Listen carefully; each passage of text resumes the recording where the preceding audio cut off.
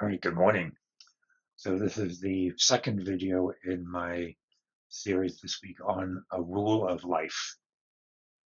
Yesterday I talked a little bit about um, what I mean by a rule of life, and I don't mean a checklist of things that need to be done. I don't even really mean uh, a mechanism for productivity or organization. What I really mean is a gesture or a sensation, a rule of life uh, to cultivate presence. So no matter what happens, I approach it, I experience it, I engage with it from a kind of an authentic position. That's what I mean by a rule of life. And so today there are three elements to my rule of life, and each of them has a very prosaic, very mundane aspect and a more spiritual aspect. So the three elements of the rule of life, a rule of life, my rule of life, are hydration, lean, sober. Today I'm going to talk about hydration. Um, but I want to say a bit more about the idea of a rule of life as cultivation. Because I think there's two different ways of looking at this kind of topic, this kind of stuff. And they're both valid at different points and in different ways. The one is, yeah, uh, if you do X, Y, and Z, then you will become a certain kind of person, right? The sort of fake it till you make it type of view. And I'm all in on that, right? There's been uh, most of, most of my life, and today even, right? Uh, I want to practice. I want to be disciplined because the discipline uh, points towards the aspects and elements that I want to cultivate. And so I kind of come at it externally and say, if I meditate, if I write, if I do these videos, right? Here's things that right? So that's kind of the reverse of what I'm saying here, because um, the other way of looking at it is when the presence is authentic and when I'm doing what I want to do, but what I want to do is aligned with that precipitant consciousness of the universe. Well, what do I do? Well, I meditate, I write, and I am honest and open, but thoughtful and gentle. Right, the things which can be demonstrably cultivated become demonstrably active, and I think that dynamic between uh, using our external actions to cultivate and then uh, what are the authentic actions? That's the friction in a rule for life. That's what makes the monastic orders so fruitful. That's what makes productivity journaling so useful because there's that shift, there's that dynamic between doing the things that you know you should, as opposed to doing things you know that you want, but your desires are aligned to an underlying um, cause or creativity or authenticity. Um, so hydration, first, prosaic, just means drink water. I never focused on this. I and would drink a glass of water when I first woke up, but then honestly, the rest of the day could go by where all I drank was coffee.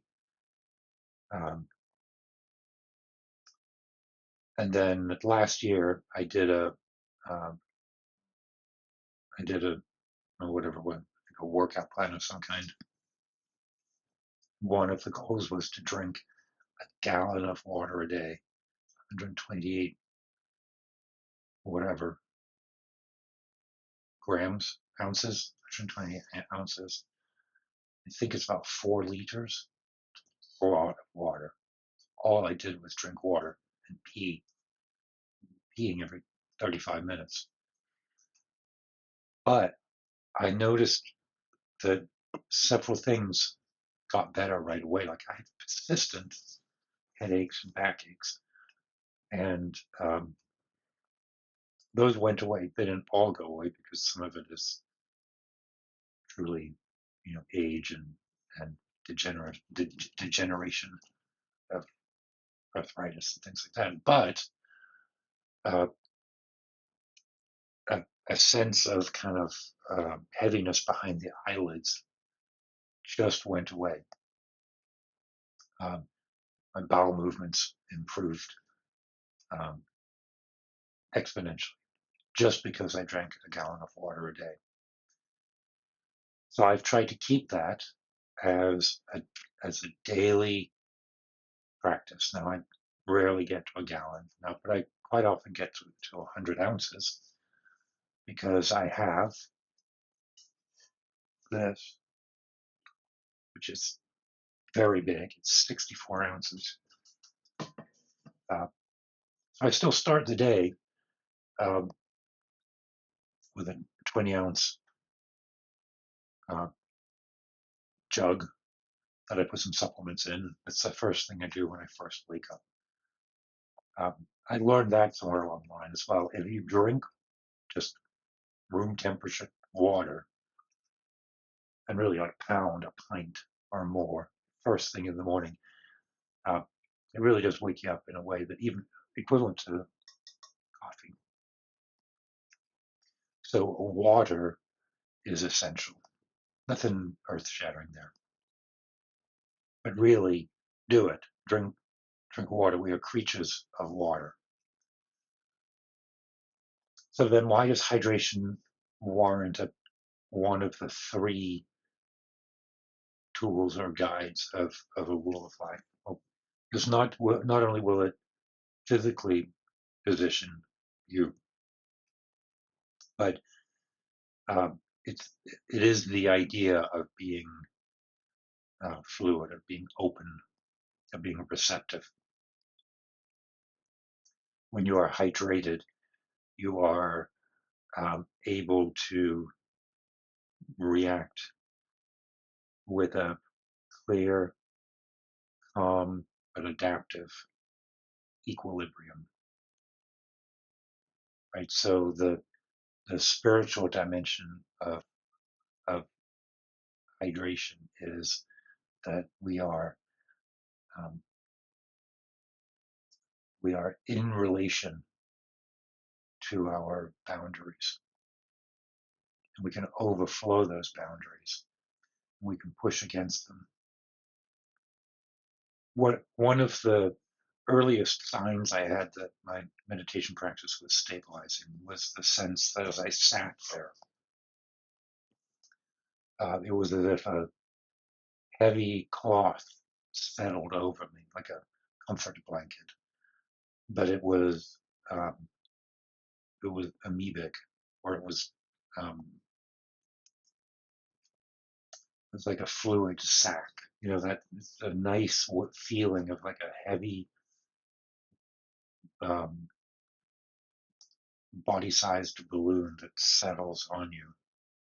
And I still use that idea um, in meditation class when I talk about the position of the hands in the pose.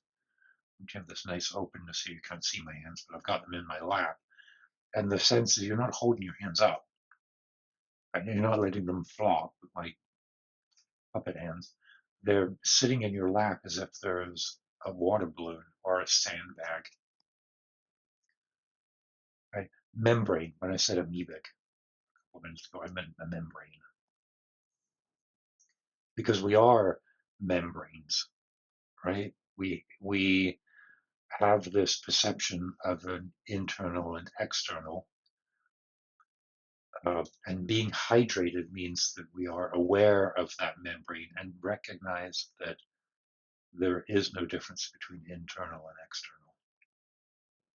when we are hydrated, our perception recognizes that the external phenomena, my voice, the light, the the coffee cup, those external phenomena, and the things that I would say are my thoughts, like um, my anxiety about whether I'm making any sense in this video, or my concern that I'm a little bit late this morning because I slept in for an extra 45 minutes, and so the rest of my morning is a bit off kilter.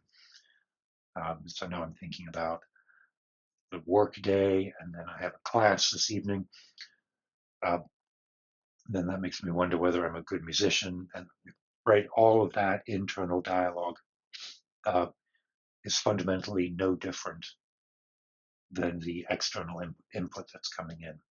That's what I mean by hydration, this position of equilibrium between internal and external, and the fluid recognition of the relationships that we have. And so I think that's a pretty good first point for a rule of life, right? Now, tomorrow I'm going to talk about lean, and then the third day is sober.